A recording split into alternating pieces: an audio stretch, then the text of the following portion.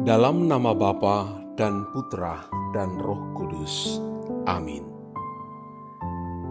Allah Bapa kami bersyukur kepadamu karena Engkau selalu ada beserta kami. Engkau hadir dalam setiap firman yang kami baca dan renungkan.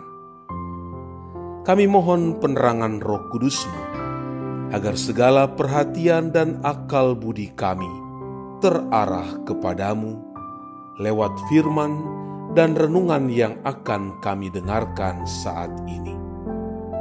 Semoga dengan mendengarkan dan merenungkan sabda-Mu, kami memperoleh kekuatan untuk menghadapi hidup kami sehari-hari.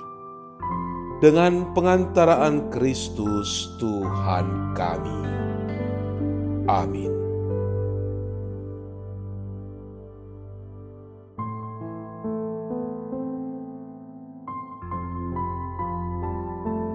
Tuhan bersamamu dan bersama rohmu. Inilah Injil suci menurut Lukas. Dimuliakanlah Tuhan.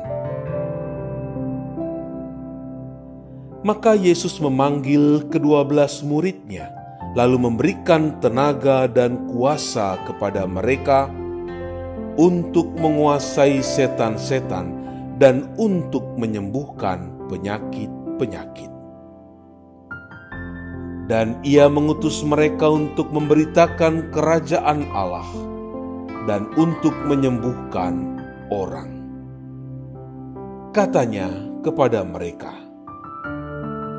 "Jangan membawa apa-apa dalam perjalanan. Jangan membawa tongkat atau bekal, roti atau uang, atau 2 helai baju. Dan apabila kamu sudah diterima dalam suatu rumah, tinggallah di situ sampai kamu berangkat dari situ.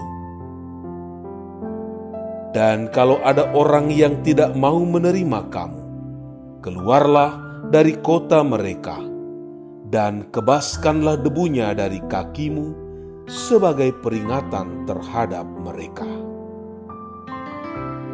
Lalu pergilah mereka, dan mereka mengelilingi segala desa sambil memberitakan Injil dan menyembuhkan orang sakit di segala tempat. Demikianlah sabda Tuhan. Terpujilah Kristus.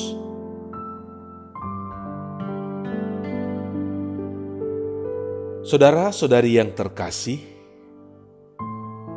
jika kita tidak pernah tahu akan pergi kemana, kita pasti akan tersesat di jalan dan mengalami kebingungan karena tidak tahu arah.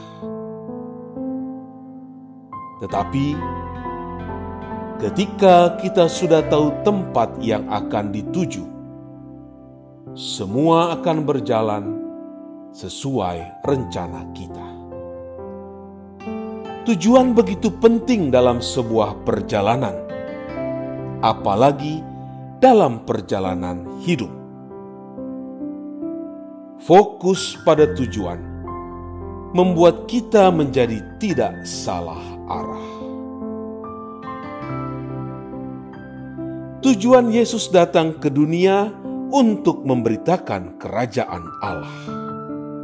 Tujuan ini jelas, sehingga Ia mengutus ke-12 murid-Nya untuk memberitakan kerajaan Allah.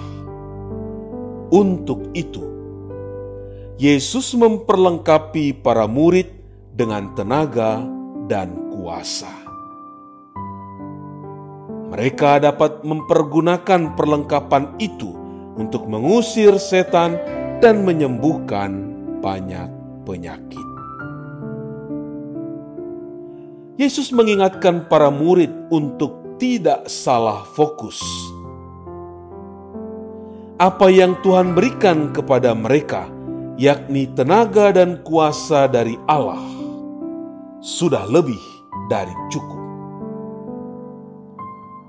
Mereka diminta agar tidak lagi memusingkan diri dengan bekal makanan, uang, pakaian, atau bahkan tanggapan dari orang yang mereka jumpai.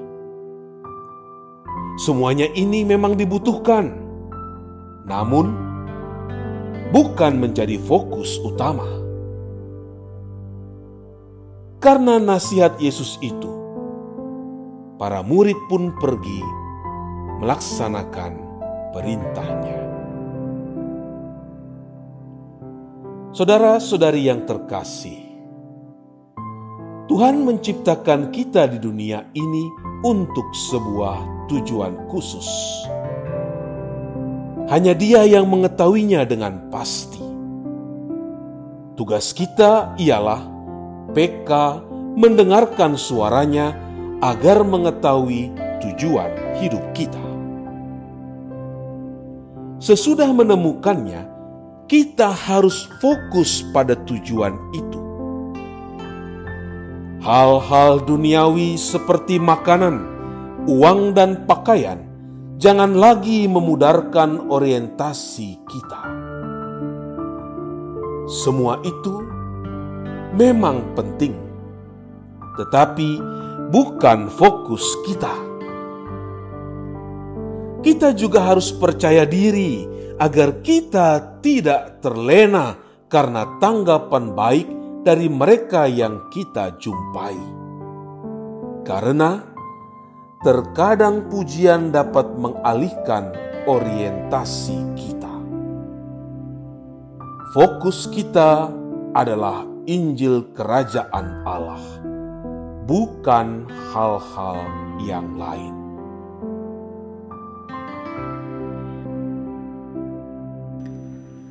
Allah Bapa yang Maha Baik, Engkau senantiasa mencukupi kebutuhan hidup kami.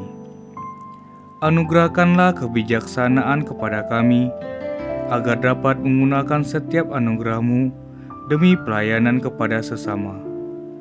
Dengan pengantaran Yesus Kristus Putra-Mu, Tuhan kami, yang bersama Dikau dalam persatuan Roh Kudus, hidup dan berkuasa, Allah sepanjang segala masa. Amin.